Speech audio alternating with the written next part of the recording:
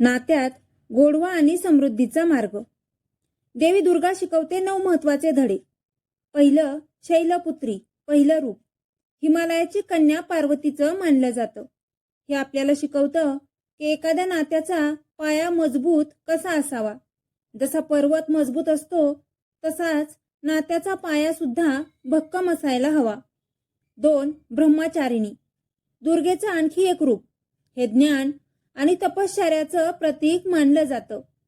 हे आपल्याला शिकवतं की नात्यात संयम आणि समर्पण असावं, जेणेकरून आपण एकमेकांना समजून घेऊ शकू. 3. चंद्रघंटा, हे रूप शांती आणि सौंदर्याचं प्रतीक आहे. यावरून हे समजतं की नात्यात समतोल असायला हवा, तरच नाती गोड राहतात. राग आणि शांती या दोन्हींचं खूप महत्त्व आहे, त्यामुळे त्यांच्यात समतोल राखणं महत्त्वाचं आहे. 4.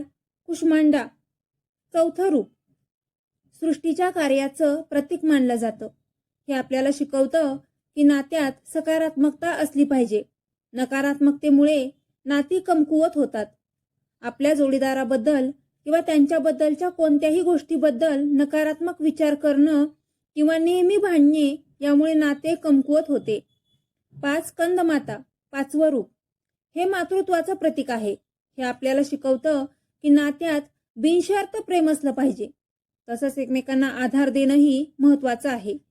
6. कात्यायनी, हे रूप शक्ती आणि सौंदर्याचं प्रतीक आहे. हे आपल्याला शिकवतं की नातेसंबंधात एकमेकांच्या बाजूनं उभं राहिलं पाहिजे, तसंच एकमेकांचा आदर करणं महत्त्वाचं आहे. 7. कालरात्री, हे रूप दुष्टांचा नाश करणारं मानलं जातं. हे आपल्याला शिकवतं की नात्यात कठीण प्रसंग आला तरीही आपण एकत्र राहायला हवं आणि अडचणींचा सामना करायला शिकलं पाहिजे. 8. महागौरी, आठवं रूप. हे क्षमा आणि शांतीचं प्रतीक आहे. हे आपल्याला शिकवतं की नात्यात आपण एकमेकांना क्षमा करायला शिकलं पाहिजे. याशिवाय हृदय आणि मन साफ ठेवणंही महत्त्वाचं आहे. 9. सिद्धिदात्री, 9वं रूप. हे यशाचं प्रतीक आहे. हे आपल्याला शिकवतं की नात्यात आपण एकमेकांना महत्त्व दिलं पाहिजे आणि समर्थन केलं पाहिजे, तरच नाती यशस्वी होतात.